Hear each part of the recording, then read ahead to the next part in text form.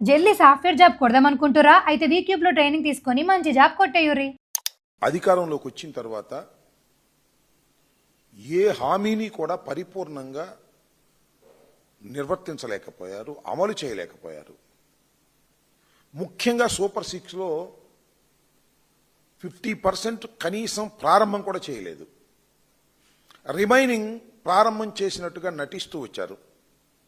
మొదటి సంవత్సరం అయితే జీరో, ఏమీ చేయలేదు. ఈ విధంగా ప్రజలని మోసం చేసేటటువంటి కార్యక్రమాలు చాలా పెద్ద ఎత్తున చేశారు.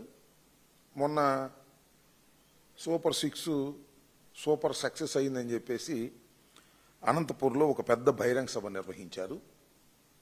ఆ బహిరంగ సభకు పెద్ద ఎత్తున జనాన్ని సమీకరించే కార్యక్రమం చేశారు. ఒక విధంగా చెప్పాలంటే తోలే కార్యక్రమం చేశారు. తోలారు కానీ సభ ప్రారంభమయ్యే సమయానికే వెలవెలబోయేటటువంటి పరిస్థితులు ఏర్పడ్డాయి. మొత్తానికి రాష్ట్రంలో ఉన్నటువంటి ప్రజానీకం అందరూ కూడా ఇచ్చినటువంటి వాగ్దానాలను నెరవేర్చడంలో ఈ ప్రభుత్వం విఫలమైపోయిందని బాహాటంగానే చెప్పుకుంటున్నటువంటి సందర్భం ఒకవైపున. మరొక వైపున రాష్ట్రంలో విషజ్వరాలు, ఆరోగ్య పరిస్థితులు సరిగా లేకపోవటం, శానిటేషన్ సరిగా లేకపోవటం, విపరీతమైన విషజ్వరాలు వ్యాపించి ప్రజలు గందరగోళం పడుతున్నారు. కొన్ని చోట్ల మరణాలు అయితే జరుగుతూ ఉన్నాయి.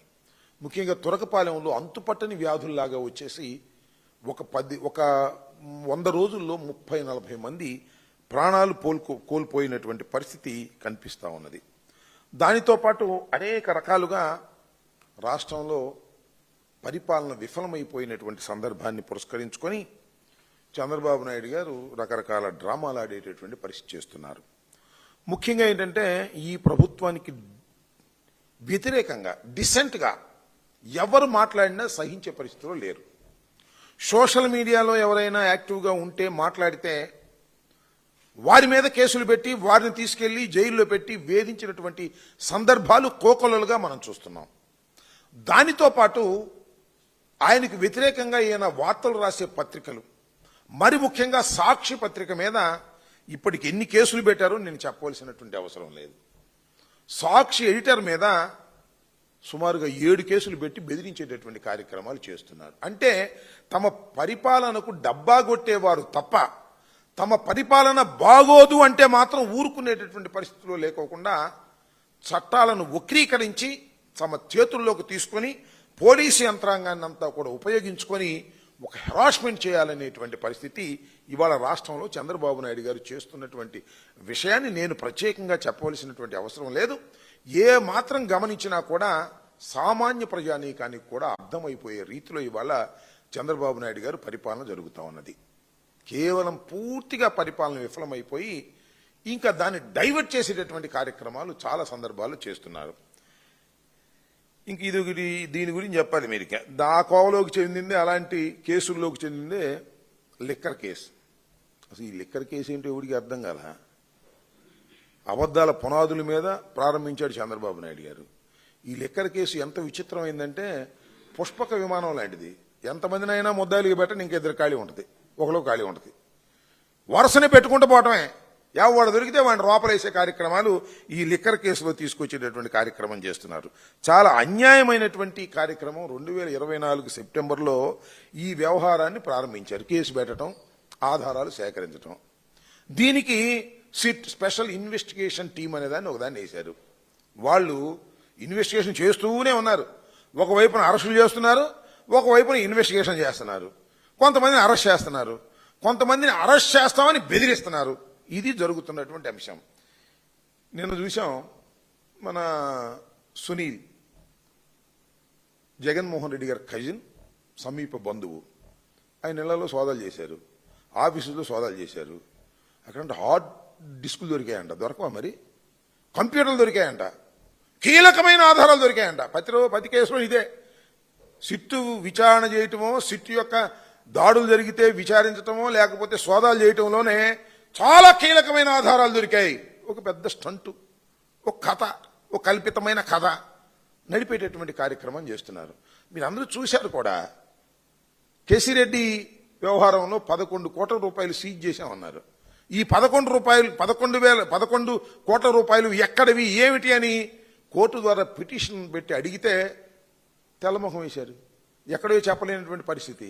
అంత కట్టుకథ అనేది చాలా క్లియర్గా అర్థమైపోతున్నటువంటి అంశాలు మనం చూస్తున్నాం. అంతేకాదు, మీరు రాష్ట్ర ప్రజానీకం కానీ, మేధావులు కానీ, న్యాయ నిపుణులు కానీ ఆలోచించదగినటువంటి ఒక కీలకమైన పరిణామాన్ని మనం చూసాం.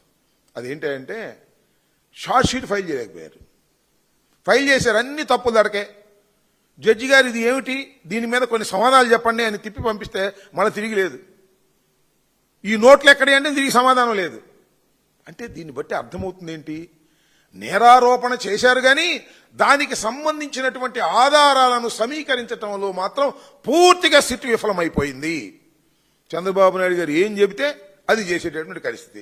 మొన్న ఈ మధ్యన మా మీద కూడా లిక్కర్ కేసులో, ట్రాన్స్పోర్ట్ కేసులో అంట, అంబటి రాంబాబు, ఆ నాగేశ్వరరావు గారి అబ్బాయి, లేకపోతే ఆ విజయేందర్ రెడ్డి, ఆ కేతిరెడ్డి వర్షం రాసేస్తున్నారు. ఎవడ మీద కోపం ఉంటే, ఎవడ ప్రెస్లో మాట్లాడితే వాడికి ఈ లంగర్ తిప్పేస్తున్నారు, పడవ తిప్పేసి ఖచ్చితంగా మా ఇంటికి వచ్చేసింది అనమాట ఇన్వెస్టిగేషన్ కోసం.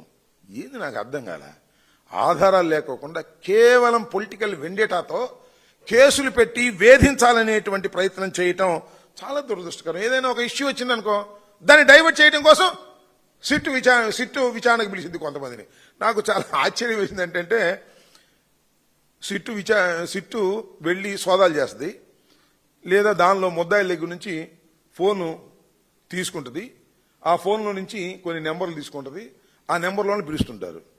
చివరికి ఎలాంటి చేస్తున్నారంటే, మనం బాత్రూమ్ కడగడానికి కూడా నెంబర్లు పెట్టుకుంటామే, వాళ్ళని కూడా పిలుస్తున్నారు, లేదా డ్రైవర్ని వాళ్ళని కూడా పిలుస్తున్నారు, పిలిచి వాళ్ళని విచారిస్తున్నారు. ఇంత దౌర్భాగ్యంగా ఉంది సిట్ యొక్క విచారణ. ఇలాంటి దౌర్భాగ్యమైనటువంటి విచారణలు చేసి ఏదో ఉంది దీనిలో అనేటువంటి భావన కలిగించటం కోసం ప్రయత్నం చేస్తున్నారు తప్ప ఎక్కడా కూడా సరైనటువంటి ఆధారాలు సేకరించడంలో పూర్తిగా విఫలమైపోయినటువంటి ఈ స్పెషల్ ఇన్వెస్టిగేషన్ టీముని ఏమనాలో అర్థం కానటువంటి పరిస్థితి కనిపిస్తూ ఉంది. ఈ రాష్ట్రంలో ఎరువులు లేవు. ఇవాళ ఎరువులు లేక గందరగోళ పడుతుంటే రాష్ట్ర ప్రజానీకం, రైతాంగం ఎక్కడైనా సరే తెలుగుదేశం వాళ్ళు కనపడితే అసలు మీరు మాకు ఎరువులు సప్లై చేయలేకపోతున్నారు, రైతులు తిరగబడతా ఉంటే మధ్యలో తీసుకొచ్చి ఈ సిట్ ఇన్వెస్టిగేషన్ గురించి మాట్లాడేటువంటి పరిస్థితి చేస్తారు. ఈ సిట్ ఇన్వెస్టిగేషన్లో ఇద్దరు ప్రధానమైనటువంటి ఇన్వెస్టిగేటర్స్ ఉన్నారు. వాళ్ళు ఎవరంటే, ఒకటి ఆంధ్రజ్యోతి, రెండు ఈనాడు. ఫ్రంట్ పేజీలు రాసేస్తారు. ఏయో దొరికాయి, ఏదో గందరగోళం అయిపోయింది, కీలకమైన ఆధారాలు దొరికాయి, డబ్బులు దొరికాయి, గాడిద గుడ్డు దొరికాయి, ఇవన్నీ కథలు రాస్తారు. ఈ కథల ప్రకారం వాళ్ళు ఛార్జ్షీట్ పడేస్తారంటే ఛార్జ్షీట్ పడే విధానంలో ఈ కథలు ఏమి ఉండలేదు. ఒక లోపభూయిష్టమైనటువంటి కేసుగా తయారైంది. ఇది అద్భుతమైన ఒక కల్పిత కథ అని చెప్పడానికి నేను ప్రత్యేకంగా చెప్పవలసిన అవసరం లేదు. ఈ సిట్ ఇన్వెస్టిగేషన్ ప్రారంభమైన దగ్గర నుంచి ఇప్పటిదాకా జరుగుతున్నటువంటి వ్యవహారాలు కానీ, అరెస్టులు కానీ, అరెస్ట్ చేసిన తర్వాత బెయిల్ ఇస్తున్న తీరు కానీ, ఆ తర్వాత వీళ్ళు ఇన్వెస్టిగేషన్ టీం సంబంధించిన వాళ్ళు ఛార్జ్షీట్ పడేస్తే ఆ ఛార్జ్షీట్ను గురించి ప్రశ్నిస్తున్నటువంటి విషయాలు కానీ, ఆ ఛార్జ్షీట్ రిటర్న్ అయితే మళ్ళీ తిరిగి సరైన సమయంలో పెట్టలేకపోవటం కానివ్వండి, లేదు ఈ 11 కోట్ల రూపాయలు ఎక్కడి నుంచి వచ్చాయి, ఎలా తీసుకొచ్చారు, దీని నెంబర్లేంటి, వీటి చెస్ట్లో కలపకండి అని చెబితే దానికి సమాధానం చెప్పలేనటువంటి పరిస్థితుల్లో ఇవాళ ఏదైతే విచారణ ఇన్వెస్టిగేషన్ డిపార్ట్మెంట్ ఉందో అది పిల్లి గంతులు వేస్తూ కుప్పగంతులు వేస్తూ చేస్తున్నటువంటి విధానం చూస్తుంటే సిట్ అనేది ఒక అద్భుతమైన కథని, అది చంద్రబాబు నాయుడు గారు, లోకేష్ గారు అల్లిన కథకి రూపకల్పన చేసేటటువంటి ప్రయత్నంలో ఉంది తప్ప వాస్తవాలను బయటకు తీసుకొచ్చేటటువంటి కార్యక్రమంలో లేకపోవటం చాలా దురదృష్టకరం. దీన్ని చూపించి బెదిరించి ఏదో ఒక విధంగా వైఎస్ఆర్ కాంగ్రెస్ పార్టీని, జగన్మోహన్ రెడ్డి గారిని, పత్రికల్ని లేదా మరొకరిని బెదిరించి నొక్కేయాలనేటువంటి తాపత్రయంతో ఇవాళ చంద్రబాబు నాయుడు గారి ప్రభుత్వం పనిచేయటం చాలా దురదృష్టకరమని కూడా ఈ సందర్భంగా చెబుతూ ఉన్నా. ఈ మొట్టమొదటి ఈ లిక్కర్ కేసు సంబంధించి 50,000 కోట్ల రూపాయలు దీనిలో స్కామ్ జరిగింది అని చెప్పారు. ఈ ఎల్లో పత్రికలు రాశాయి. కొందరం పోయిన తర్వాత తూచి 30,000 అని చెప్పారు. అది పోయిన తర్వాత 18,000 కోట్లని రాశారు. వీళ్లే రాసిన వాళ్ళందరూ వీళ్లే, కొత్త వాళ్ళు ఏం కాదు, సేమ్ పత్రికలే. 18,000 కోట్లు అన్నారు. ఆ తర్వాత తూచి 3,000 కోట్లు అన్నారు. ఇప్పుడేమో 2,000 పైచిలకు అంటున్నారు. సీజ్ చేసినేమో 11 కోట్లు అంటున్నారు. అది కూడా సీజ్ చేసింది వాళ్ళు పెట్టుకుని సీజ్ చేసినటువంటి సందర్భం. ఎందుకంటే మనీ రికవరీ ఎక్కడూ లేదు కదా అని కోర్టులు అడుగుతున్నాయనేటువంటి ఉద్దేశంతో మనీ రికవర్ చేసినట్టుగా 11 కోట్ల రూపాయలు ఎక్కడెక్కడో తీసుకొచ్చి పెట్టి చేశారు. దానికి నిరూపణ లేకోకుండా ఈ విధంగా నానా హంగామా చేసేటటువంటి కార్యక్రమం చేస్తున్నారు. నేను ఈ సందర్భంగా చెప్పదలుచుకున్నది ఏంటంటే, ఈ ఇన్వెస్టిగేషన్ మీద లేదా ఈ లిక్కర్ కేసు మీద నేను స్వయంగా 3 ఎపిసోడ్లు చేసి నేను రిలీజ్ చేశాను వాట్సాప్లో, అలా యూట్యూబ్లో. ఆ లింక్ కూడా నేను నా ట్విట్టర్ అకౌంట్లో పెట్టేటటువంటి ప్రయత్నం చేస్తాను. దాంతోపాటు వైఎస్ఆర్ కాంగ్రెస్ పార్టీ రిలీజ్ చేసినటువంటి ఒక డాక్యుమెంట్ని కూడా పెడతాను. దీన్ని మరొకసారి ప్రజలు, ఇంట్రెస్ట్ ఉన్న ప్రజానీకం తెలుసుకోవాలి, చూడాలి అని కూడా ఈ సందర్భంగా నేను మనవి చేస్తున్నాను. ఎందుకంటే ఒక అద్భుతమైన, ఒక అసత్యమైనటువంటి కథనాన్ని అల్లి జగన్మోహన్ రెడ్డి గారిని, వైఎస్ఆర్ కాంగ్రెస్ పార్టీని ఇరికించాలి, అందరినీ కేసుల్లో పెట్టాలి, అందరినీ జైల్లో పెట్టాలి, అందరినీ కేసుల్లో పెట్టి జైల్లో పెడితే భయపడిపోతారు, భయపడిపోతే మా ఇష్టం వచ్చినట్టుగా పరిపాలన చేసుకోవాలనేటువంటి ఒక నీచమైన రాజకీయ కుట్రతో ప్రారంభమైనటువంటి కేసే ఈ లిక్కర్ కేసు. అందువల్ల దాని గురించి మేము చాలా సందర్భాల్లో చెప్పాం. సూటిగా అనేక ప్రశ్నలు ఇన్వెస్టిగేషన్ టీంని అడిగాం, ఈ ప్రభుత్వాన్ని అడిగాం. ఒక్కదానికి కూడా సరైనటువంటి సమాధానం చెప్పలేనటువంటి పరిస్థితుల్లో ఇవాళ ఈ ప్రభుత్వ యంత్రాంగం ఉంది. కేవలం కక్ష సాధింపు ధోరణితో మాత్రమే ఈ కేసుని నడుపుతా ఉన్నారు. కాసేపేమో జగన్మోహన్ రెడ్డి గారి బంధువులు అంటారు, కాసేపేమో చెవిరెడ్డి అంటారు, కాసేపేమో మరొకరు అంటారు. అందరినీ వాళ్ళని అరెస్ట్ చేస్తాం, వీళ్ళని అరెస్ట్ చేస్తామని బెదిరించే కార్యక్రమాలు చేసేటటువంటి పరిస్థితుల్లో ఇవాళ ఈ రాష్ట్ర ప్రభుత్వం దిగజారి రాజకీయ కక్షలు సాధించడం కోసం ఈ లిక్కర్ కేసును ఉపయోగించుకునే దశకు వెళుతుంది. దీన్ని ప్రజలు గమనించాలని నిన్న చూశాను. ఇవాళంతా ఫ్రంట్ పేజీలు అదే. ఈనాడు, ఆంధ్రజ్యోతిలో ఫ్రంట్ పేజీలు ఏంటంటే, మరి సునీల్ ఇంటి మీద దాడి చేశారు, ఒకే సమయంలో విశాఖపట్నంలోనూ అక్కడ ఇక్కడ దాడులు జరిగాయి, కీలకమైన ఆధారాలు దొరికాయి, డిస్కులు దొరికాయి, కంప్యూటర్లు దొరికాయి, ఒకే అడ్రస్ మీద 2 కంపెనీలు ఉన్నాయి. ఉండవా? రామోజీరావు కంపెనీలు ఒకే అడ్రస్ మీద 2-3 లేవా? వాళ్ళ దాడి చేస్తే రామోజీరావు గారి కంపెనీల మీద దాడి చేస్తేనో, చంద్రబాబు నాయుడు గారి కంపెనీల మీద దాడి చేస్తే డిస్కులు దొరకవా, కంప్యూటర్లు దొరకవా? ఏది నాకు అర్థం కాలే. డిస్కులు, కంప్యూటర్లు దొరికాయంటే ఏదో పెద్ద కీలకమైన ఆధారాలు దొరికిపోయాయనేటువంటి పద్ధతుల్లో వ్యవహరిస్తూ ఉన్నారు. కేవలం మసిబూసి మారేడికాయ చేసి మమ్మల్ని దోషులుగా చిత్రీకరించాలనేటువంటి ఒక దురుద్దేశంతో ఇవాళ ఈ రాష్ట్ర ప్రభుత్వం, చంద్రబాబు నాయుడు గారు, లోకేష్ గారు ప్రయత్నం చేయటం చాలా దురదృష్టకరం. ఒక్కటే అడుగుతా ఉన్నా, జగన్మోహన్ రెడ్డి గారి పరిపాలనలో లిక్కర్ మీద ఒక ప్రత్యేకమైన శ్రద్ధ చూపించాం. లిక్కర్ వాడకం తగ్గించాలనేటువంటి ప్రయత్నం చేశాం. లిక్కరు, మంచి లిక్కర్ అందించాలనేటువంటి ప్రయత్నం చేశాం. నాకు తెలియకడుగుతానండి, మద్యాన్ని ప్రభుత్వం అమ్మితే అక్కడ స్కామ్ ఎట్లా జరిగింది? నాకు తెలియకడుగుతున్నా. మద్యాన్ని ప్రభుత్వం అమ్మితే స్కామ్ జరగదు, మద్యాన్ని నియంత్రిస్తే స్కామ్ జరగదు. విక్రయాలు తగ్గించాం, పెంచలేదే మేము. విక్రయాలన్నీ కూడా తగ్గించేటువంటి కార్యక్రమం చేస్తే స్కామ్ జరిగిందంటారు. అడ్డగోలు వ్యవహారంగా ఇవాళ చేస్తున్నారు. అదేమంటే లిక్కర్ వ్యవహారంలో కొంత ప్రజల్లో వ్యతిరేకత వచ్చిందనేటువంటి భావన తీసుకొచ్చేటువంటి కార్యక్రమం చేస్తున్నారు. ఇది చాలా దురదృష్టకరమైనటువంటి పరిణామం. వైఎస్ఆర్ కాంగ్రెస్ పార్టీ అధికారంలో ఉన్నప్పుడు లిక్కర్ని కంట్రోల్ చేయాలని, తక్కువ లిక్కర్ని వాడే విధంగా ప్రజలకు చెప్పాలనేటువంటి సదుద్దేశంతో పనిచేసినటువంటి ప్రభుత్వాన్ని ఇవాళ లిక్కర్ స్కామ్ వల్ల ఈ ప్రభుత్వం అనేక వేల కోట్లు దోచుకుందనేటువంటి పరిస్థితిని తీసుకొస్తున్నారు. ఇవాళ నిజంగా జరుగుతూ ఉంది లిక్కర్ స్కామ్ అని కూడా మనం చేస్తున్నాం. ఇవాళ ప్రైవేటీకరణ చేసి వందల వేల కోట్ల రూపాయలు దండుకునేటటువంటి కార్యక్రమం ఇవాళ నారా చంద్రబాబు నాయుడు గారు చేస్తున్నారు.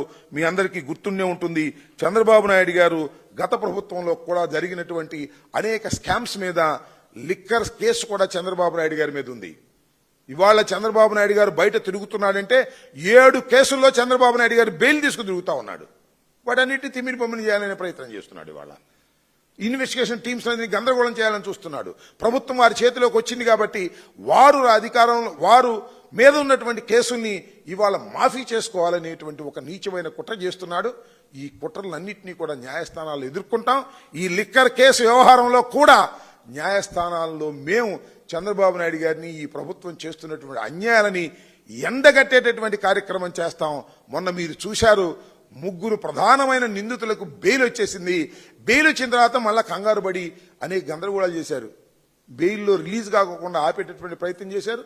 హైకోర్టుకి వెళ్ళి బెయిల్ రద్దు చేయాలనేటువంటి కార్యక్రమం చేశారు. మీ అందరికీ మనవి చేస్తున్నా, ఎవరైనా ఒక ముద్దాయిని ఒక కేసులో అరెస్ట్ చేస్తే వితిన్ 90 days లోపల వ్యాలిడ్ ఛార్జ్ షీట్ పడేయకపోతే ఆ ముద్దాయికి బెయిల్ మీద రిలీజ్ అయ్యేటటువంటి హక్కు ఉన్నది. అది రాజ్యాంగం కల్పించినటువంటి ప్రాథమిక హక్కు లాంటిది అనేది కూడా ఈ సందర్భంగానే మనవి చేస్తున్నా. ఇదే విషయంలో ధనంజయ రెడ్డి గారి విషయంలో కానీ, కృష్ణమోహన్ రెడ్డి గారి విషయంలో కానీ, లేదు బాలాజీ గారి విషయంలో కానీ, వాడు అరెస్ట్ అయిన తర్వాత 90 రోజులు నిండినా కూడా వ్యాలిడ్ ఛార్జ్ షీట్ ఫైల్ చేయటంలో సిట్ విఫలమైంది. కాబట్టి లోయర్ కోర్టు వారికి బెయిల్ మీద రిలీజ్ చేసింది. అది ముద్దాయిలకు ఇచ్చినటువంటి రాజ్యాంగ హక్కుని కోర్టు వారు అమలు చేస్తే దానికి నిప్పులు దొక్కిన కోతిలాగా గందరగోళం చేసి వాళ్ళ హైకోర్టులో వెళ్ళి వాళ్ళ ఫైల్ చేశారు. We will see in the high court. తప్పులేదు, చేయండి. హైకోర్టులో కూడా మా వాదనలు వినిపిస్తాం. దానికి తగ్గట్టుగా కూడా దానికి తీర్పులు వచ్చే విధంగా మా ప్రయత్నాలు మేము చేస్తాం తప్ప మీరు రాజ్యాంగాన్ని చట్టాన్ని ఉల్లంఘించి ఏదో ఒక విధంగా జగన్మోహన్ రెడ్డి గారి పార్టీని, వైఎస్ఆర్ కాంగ్రెస్ పార్టీని అణచాలని మీరు చేసే ప్రయత్నాన్ని మేము విఫలం చేసేటటువంటి కార్యక్రమంలో ఉంటాం. రాను రాను ప్రజల్లో మీరు చేస్తున్నటువంటి ఈ అపవిత్రమైనటువంటి కార్యక్రమాలు ప్రజలు గమనిస్తూ ఉన్నారు. దానికి తగ్గట్టుగానే ప్రజలు కూడా నిర్ణయాలు చేస్తారని సందర్భంగా చెప్పదలుచుకున్నాను. ఈనాడులో ఇచ్చినట్టున్నారు, ఈనాడులో నా ఆంధ్రజ్యోతిలో నోటీసులు ఇచ్చిట్టున్నారు. నాకు ఇవ్వాల. ఈనాడులో మా ఫోటోలు వేసి 250 కోట్ల రూపాయలు లిక్కర్ ట్రాన్స్పోర్ట్లో మేము మింగేసామని రాశాడు రామోజీ గారి అబ్బాయి కిరణ్ గారు. ఆయన రాస్తే ఇన్వెస్టిగేషన్ టీం కూడా విచారణ చేస్తుందని నా అభిప్రాయం. ఇలా కాస్త ఎక్కువగా మాట్లాడే వాళ్ళని, అంటే ఎక్కువసార్లు ప్రెస్ మీట్లు చేసే వాళ్ళ మీద వాళ్ళు ఈ రకమైన ప్రయోగం, లిక్కర్ కేసులో ఉన్నటువంటి ప్రయోగాలని మా మీద చేస్తున్నారు.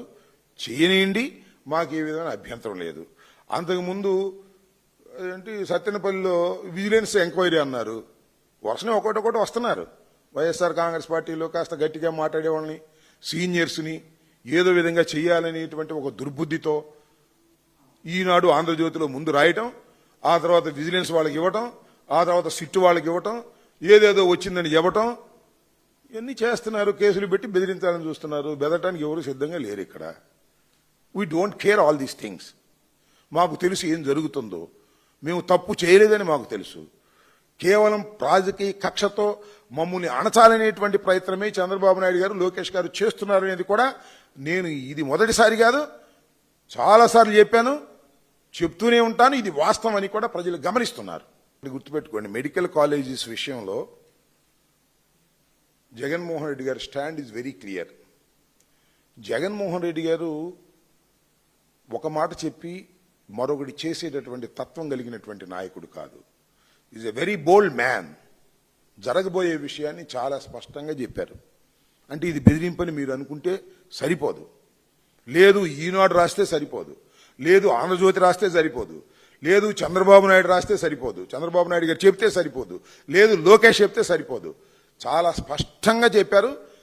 That will reiterate in my press meet also. ఏం చెప్పదలుచుకున్నామంటే మా పార్టీ తరఫున, అయ్యా ఇవాళ చంద్రబాబు నాయుడు గారు కష్టపడి వైఎస్ఆర్ కాంగ్రెస్ ప్రభుత్వంలో మెడికల్ కాలేజీలు నిర్మించి మెడికల్ కాలేజీల ద్వారా పేద ప్రజానీకానికి మేలు చేయాలని ప్రయత్నం చేస్తే మీరొచ్చి అమ్ముకునే కార్యక్రమం చేస్తున్నారు. అయ్యా కొనేవాళ్ళు ఎవరన్నా ఉంటే రండి అని అడుగుతున్నారు. ఆ కొనేవాళ్ళకి చెప్తున్నాం, మీరు తొందరపడి కొన్నారా, మేము అధికారంలోకి వచ్చిన తర్వాత ఈ కొన్నవి క్యాన్సిల్ చేస్తాం అని చెప్తున్నాం. Very bold. దీనిలో ఏమీ సందేహం ఏమీ లేదు, దీనిలో దాయాల్సిన అవసరం ఏమీ లేదు. జగన్మోహన్ రెడ్డి గారు సూటిగా చెప్పారు, ఆ కొనేవాళ్ళంటే పెట్టుబడిదారులంట, రాష్ట్రానికి పెట్టుబడులు వస్తున్నాయంట. ఇదేనా పెట్టుబడులు? కాలేజీలు అమ్మేయటం పెట్టుబడులా? కొనేవాళ్ళు పెట్టుబడిదారులా? కొనేవాళ్ళు ఎవరో మనకు తెలీదా? కొనేవాళ్ళు నీ తాబేదారులేగా. అన్ని కాలేజీలు పూర్తి చేసుకుని సిద్ధంగా ఓపెనింగ్ ఉన్నటువంటి కాలేజీలని ఇవాళ మార్కెట్లో పెట్టి అంగడి వస్తువులాగా నువ్వు అమ్మే ప్రయత్నం చేస్తున్నప్పుడు కళ్ళు మూసుకొని కూర్చోవడానికి వైఎస్ఆర్ కాంగ్రెస్ పార్టీ సిద్ధంగా లేదు. 5 సంవత్సరాలు ఈ రాష్ట్రాన్ని పరిపాలించినటువంటి పార్టీ వైఎస్ఆర్ కాంగ్రెస్ పార్టీ. 5 సంవత్సరాల పాటు ముఖ్యమంత్రిగా పనిచేసినటువంటి వ్యక్తి జగన్మోహన్ రెడ్డి గారు. వైద్యం మీద, విద్య మీద కాన్సన్ట్రేషన్ చేసినటువంటి వ్యక్తి జగన్మోహన్ రెడ్డి గారు. ప్రతి పేదవాడికి విద్య, వైద్యం కావాలని భావించినటువంటి వ్యక్తి జగన్మోహన్ రెడ్డి గారు. ఇవాళ నువ్వు ప్రైవేట్ రంగంలోకి మొత్తం మెడికల్ కాలేజీలు నెట్టేసి, వైద్యాన్ని నెట్టేసి, విద్యను నెట్టేసి పేద ప్రజానీకానికి మోసం చేస్తాను, పేద ప్రజానీకానికి అన్యాయం చేస్తానంటే చేతులు కట్టుకొని కూర్చోవడానికి వైఎస్ఆర్ కాంగ్రెస్ పార్టీ సిద్ధంగా లేదు. 11 సీట్లే మాకు ఉండవచ్చును గాని 39.4% ఓటు శాతం ఉన్నటువంటి రాజకీయ పార్టీ వైఎస్ఆర్ కాంగ్రెస్ పార్టీ. రాబోయే కాలంలో మీరే చూస్తారు. వైఎస్ఆర్ కాంగ్రెస్ పార్టీ తిరిగి అధికారంలోకి వస్తుందని నేను చెబుతున్నటువంటి మాట కాదు, ఎక్కడికి వెళ్ళినా ప్రజలు చెబుతున్నటువంటి మాట. వైఎస్ఆర్ కాంగ్రెస్ పార్టీ అధికారంలోకి వస్తే ఇప్పుడు చంద్రబాబు నాయుడు గారు చేస్తున్న తప్పులన్నీ సరిచేయడానికి మేము సిద్ధంగా ఉన్నాం. దానిలో భాగమే ఇవాళ ఎవరైనా మెడికల్ కాలేజీలు కొని వ్యాపారం చేయాలనుకుంటే మీ వ్యాపారాన్ని సాగనివ్వము అనేది చాలా స్పష్టంగా చెప్పాం. ఇది బెదిరింపు కాదు, ఉన్న వాస్తవం అని కూడా చెప్పదలుచుకున్నాను. వాళ్ళేం పెట్టుబడిదారులు కాదు, వాళ్ళు పెట్టుబడిదారులు ఇక్కడ తీసుకొచ్చి పెట్టే పరిస్థితి లేదు. ఇదంతా కూడా మోసం. ఈ మోసాన్ని ఎదుర్కోవడానికి జగన్మోహన్ రెడ్డి గారు మొన్న చాలా బోల్డ్గా చెప్పారు. మళ్ళా కూడా రీట్రేట్ చేస్తున్నాం దాన్ని. చంద్రబాబు నాయుడు గారు రాజధాని అమరావతి అని చెప్పాడు. మేము రాజధాని అమరావతి కాదని ఎప్పుడు చెప్పలా, 3 రాజధానులు అని చెప్పాము. చంద్రబాబు నాయుడు గారు 1,00,000 కోట్లు ఖర్చు పెట్టడానికి సిద్ధంగా ఉన్నాడు, అంతే కదా. ఇవాళ 1 lakh crores he spending in Amaravati. Jaganmohan Reddy గారు కూడా మొన్న చెప్పాడు, ఎందుకయ్యా ఇన్ని 1,00,000 కోట్ల రూపాయలు ఖర్చు పెడతారు ఒక రాష్ట్ర రాజధాని కోసం? ఈ గుంటూరు విజయవాడ మధ్యలో ఒక 500 ఎకరం తీసుకుంటే అయిపోతుంది కదా అని కదా చెప్పింది. ఆయనకి ఇచ్చినటువంటి అడ్వైజ్ ఇంత కావాలా? 1,00,000 కోట్లు, దానిలో 52,000 కోట్ల రూపాయలు అప్పు. మెడికల్ కాలేజీలేమో 500 కోట్ల రూపాయలతో పూర్తయ్యేటటువంటి మెడికల్ కాలేజీలేమో అమ్మేసుకుంటారు. అవసరం లేనటువంటి రాజధాని కోసం 1,00,000 ఎకరాలు సేకరిస్తారు. అవసరం లేని రాజధాని కోసమేమో 1,00,000 కోట్లు కుమ్మరిస్తారు. ఏంటంటే నాకు అర్థం కాలేదు. నేను ఎప్పుడు చెప్తున్నా, ఇప్పుడు చెప్తున్నా, రాజధాని నిర్మాణం ఏంటంటే నాకు అర్థం కాలేదు. You select the capital. Guntur select చేసుకుంటావా, నెల్లూరు సెలెక్ట్ చేసుకుంటావా, లేక అనంతపూర్ సెలెక్ట్ చేసుకుంటావా, వైజాగ్ సెలెక్ట్ చేసుకుంటావా, విజయవాడ సెలెక్ట్ చేసుకుంటావా, అంతే. రాజధాని నిర్మాణం ఏంటి నాకు అర్థం కాలేదు. రాజధాని సృష్టిస్తారా నాకు అర్థం కాలేదు. హైదరాబాద్ ఏమన్నా సృష్టించారా రాజధానిని? రాష్ట్రం విడిపోయినప్పుడు లేదా కలిసినప్పుడు, సంయుక్తంగా కలిసినప్పుడు కర్నూలు నుంచి రాజధానిని హైదరాబాద్కు షిఫ్ట్ చేశారు. హైదరాబాద్ ఏమన్నా నిర్మించారేంటి అక్కడ? నాకు అర్థం కాలేదు. హైదరాబాద్ ఏమన్నా నిర్మించలేదుగా. హైదరాబాద్ డెవలప్ అయిపోయింది, దట్స్ ఆల్. నువ్వు కూడా గుంటూరు విజయవాడ మధ్యలో నువ్వు రాజధాని పెడితే ఎవడు కదన్నాడు? దానికి 52,000 కోట్లు అప్ప, మళ్ళా 1,00,000 ఎకరాలు మళ్ళా సేకరణ, మళ్ళా అప్పు కావాలా? అన్ని తీసుకొచ్చి ఎవరినెత్తిన పెడతావు నాకు అర్థం కాలేదు. ఆఫ్టర్ ఆల్ రాజధాని అంటే ఏంటి? ఆఫ్టర్ ఆల్ ఒక శాసనసభ, ఒక హైకోర్టు, ఒక సెక్రటేరియట్ అయిపోయా. ఆ చుట్టూలో డెవలప్మెంట్ జరిగిపోద్ది. ఏం సృష్టించారు చెప్పండి నాకు? హైదరాబాద్లో, బెంగళూరులో ఏం సృష్టించారు, మెడ్రాస్లో ఏం సృష్టించారు? ఇది పెద్ద మొగోడు వచ్చి సృష్టించడానికి నాకు అర్థం కాల. ఆకాశం నుంచి తీస్తాడు ఒక రాజధానిని. అమరావతి అంటే ఎక్కడ అమరావతి రాజధాని? ఎప్పుడు గయిద్ది? తీసుకొచ్చి పెద్ద గుంటలో పెట్టాడు. నీళ్లు దోడాల్సి వస్తుంది రోజును. వర్షం పడితే నీళ్ళు వెళ్ళవు. దానికి మళ్ళీ పెద్ద స్కీము, దానికి కొండవీటి వాగు నుంచి లిఫ్టు, దానికి చెరువులు. ఏంది? ఏమవుతుంది రాష్ట్రం? నాకు అర్థం కాలేదు. రాష్ట్రం ఇప్పటికే రాష్ట్రంలో వనరులు లేక ఇబ్బంది పడతా ఉంటే ఇంకా నువ్వేంతో సంపద సృష్టిస్తానని చెప్పేసి అప్పుడు సృష్టించేటువంటి కార్యక్రమం చేస్తున్నాడు.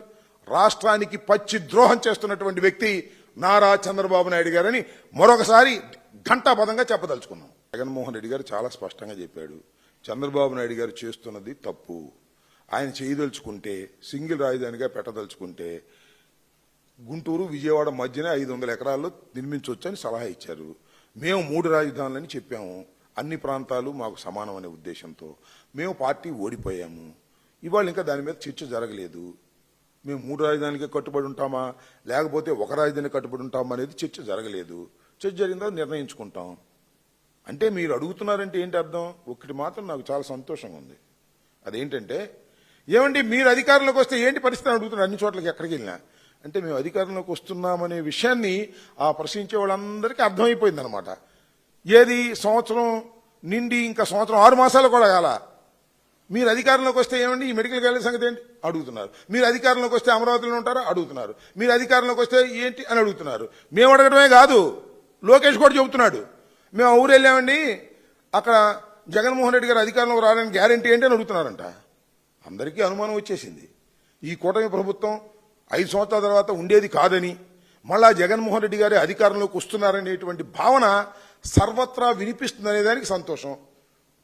అయితే ఈ రాజధాని వ్యవస్థ మీద మేము పూర్వం తీసుకున్నటువంటి స్టాండ్ 3 ప్రాంతాలకి 3 పట్టణాల్లో ఈ రాజధాని డివైడ్ చేసి ఉండాలి అనేటువంటి అధికార వికేంద్రీకరణ భావించాం. ఆ తర్వాత ఓటమి పాలయ్యాం. దానివల్లే ఓటమి పాలయ్యామని కొంతమంది అంటారు, కాదు కొంతమంది అంటారు. వీటన్నిటి మీద సుదీర్ఘమైన చర్చ జరగాలి. ఆ చర్చ జరిగినప్పుడు వీటన్నిటికీ సమాధానం చెప్తాం. ఇవాళ ఎవరు చెప్పినా ఒకటి మాత్రం వాస్తవం, జగన్మోహన్ రెడ్డి గారు మొన్న చెప్పింది, చంద్రబాబు నాయుడు గారు చేస్తున్నటువంటి అతి దారుణమైన 1,00,000 ఎకరాలు 1,00,000 కోట్ల కన్నా అది కరెక్ట్ కాదు. 500 ఎకరాలతో రాజధానిని మీరు చేస్తే బాగుంటుందని ఒక సలహా ఇచ్చారు. ఆ సలహా మేము పాటించము. గంగలోనే దూగుతాము, లేదా కొండవీటి వాగులోనే దూగుతాము, లేదా ఈ గుంటలోనే రాజధాని పెడతాము, ఈ గుంటలోనే 1,000 కోట్లు 1,00,000 కోట్లు ఖర్చు పెడతామంటే ఆయన కర్మ. దానికి ప్రజలు బాధ్యత వహించాల్సిన పరిస్థితి. ఇవాళ లబోదిబం అంటున్నారండి అమరావతిలో ఉన్నటువంటి రైతాంగం. చంద్రబాబు నాయుడు గారికి ఓట్లు వేసినటువంటి రైతాంగం లబోదిబం అంటున్నారు. ఏంది కర్మ అని. 52,000 ఎకరాలు ఇస్తే దానికి దిక్కు లేదు, మళ్ళా 43,000 ఎకరాలు మేము ఎక్వైర్ చేస్తామని చెబుతున్నాడు. సిగ్గుశరం లేదని వాళ్ళే లబోదిబం అంటున్నారు. చంద్రబాబు నాయుడికి సంబంధించిన వాళ్ళేం వైసీపీ వాళ్ళు కాదు, వాళ్ళే లబోదిబం అంటున్నాడు. వాళ్ళు ఏడుపులు కొట్టుకుపోతాడు చంద్రబాబు నాయుడు, గుర్తుపెట్టుకోమని మనం చేస్తున్నా. మొన్న ఏందండి రాజధాని మునిగిందంటే అక్కడ రాజధాని మునిగిందంటే మేము ఒప్పుకుంటాం అన్నారు. ఎందుకు పాల్గొట్టారే? కొత్తగా వేశారుగా ఒక హైవేని. చూశారుగా మీరు హైవే కొత్తది. ఇక్కడ నుంచి నూజివీడు మన ఇబ్రహీంపట్నం దగ్గరికి వెళ్ళి అక్కడ నుంచి ఎయిర్పోర్ట్ దాకా వెళ్ళిద్ది. దాన్ని అడ్డుగోలు పగలగొట్టేశారు. దీనిలో నీళ్లు వెళ్ళకపోతే లిఫ్ట్ ఉందో ఒక పక్కన, ఆ లిఫ్ట్ లోంచి తోడిన నీళ్ళు వెళ్ళట్లా. చివరికి హైవేని కొత్తగా వేసినటువంటి హైవేని పగలగొట్టి నీళ్లు పంపాల్సి వచ్చినటువంటి పరిస్థితులు ఉందంటే అమరావతి ఎంత లోతట్టు ప్రాంతమో నేను ప్రత్యేకంగా చెప్పాల్సిన అవసరం లేదు. చంద్రబాబు నాయుడు గారు చేసిన అతిపెద్ద తప్పిదం ఇది అని రాష్ట్ర ప్రజానీకం అనుకుంటున్నారు. అమరావతి పూర్తయ్యేది కాదు. ఈ 3.5 సంవత్సరాలు కాదు, 30 సంవత్సరాలైనా అమరావతి పూర్తి కాదు. అంత పెద్ద ప్రాజెక్ట్ పెట్టాడు చంద్రబాబు నాయుడు గారు. అది ఒక ఆదాయపు సోర్స్గా క్రియేట్ చేసుకున్నాడు. అప్పుడెప్పుడు మోడీ గారు అన్నాడే పోలవరం ఇది ఏటీఎం అని, ఇది ఒక ఏటీఎం, అమరావతి ఒక ఏటీఎం. 52,000 కోట్లు అప్పులు తీసుకొచ్చాడు, టెండర్ పిలిచాడు, దానిలో మొబిలైజేషన్ అడ్వాన్స్ ఇస్తాడు, దానిలో 8% వెనక్కి తీసుకుంటాడు, మళ్ళీ కొంత పర్సెంటేజ్ తీసుకుంటాడు. ఆయన వాళ్ళ అబ్బాయి సూట్ కేసు సర్దుకుంటారు, హైదరాబాద్ తీసుకుపోతారు. ఇదే పని. మా పూర్వపు విధానం 3 రాజధానులు. దాని నుంచి ఇంకా పూర్తి చర్చ జరగాలి. చర్చ జరిగిన తర్వాత మా నిర్ణయాలు ప్రకటిస్తాం. ఇంకా 3.5 సంవత్సరాలు ఉందనుకుంటున్నాం మేము. లేదా మేము అధికారంలో రావడం ఇంకా 3 సంవత్సరాలు ఉందని మేము అనుకుంటున్నాం. వాళ్ళే తొందరపడిపోతున్నారు కొంతమంది. ఏమంటే తొందరగా చెప్పండి అని. ఇంకా 3.5 సంవత్సరాలు ఉంది కాబట్టి దాని మీద కూలంకషంగా ఆలోచించి చర్చించుకుని పార్టీ పరంగా చర్చించుకున్న తర్వాత మా నిర్ణయాలు పూర్వం నిర్ణయాలు ఏమన్నా తప్పులు రైట్లో ఉన్నాయో చర్చించుకున్న తర్వాత దెన్ వి విల్ అనౌన్స్. ఇప్పుడెప్పుడే తొందరపడాల్సిన అవసరం. ఇప్పుడు మేము తొందరపడుతుందన్నా రైతులకు ఎరువులు తొందరగా ఇవ్వమని తొందరపడుతున్నాం. అది ఇవ్వలేమని వాళ్ళు లబోదివ్వమంటున్నారు. అదేవిధంగా ఈ రాజధాని సంగతి ఏంటో తేల్చమని తొందరపడుతున్నాం. ముందు ఆయన చేయాల్సిన ఆయన చేయనియండి. మా నిర్ణయాలను తప్పనిసరిగా మేము ప్రకటిస్తాం. ఒకటి మాత్రం వాస్తవం, మేము అధికారంలోకి వస్తే ఏం చేయాలనే విషయాలను ఇంత ఎర్లీగా కన్నా తర్వాత మేము ప్రకటించడం జరుగుతుంది.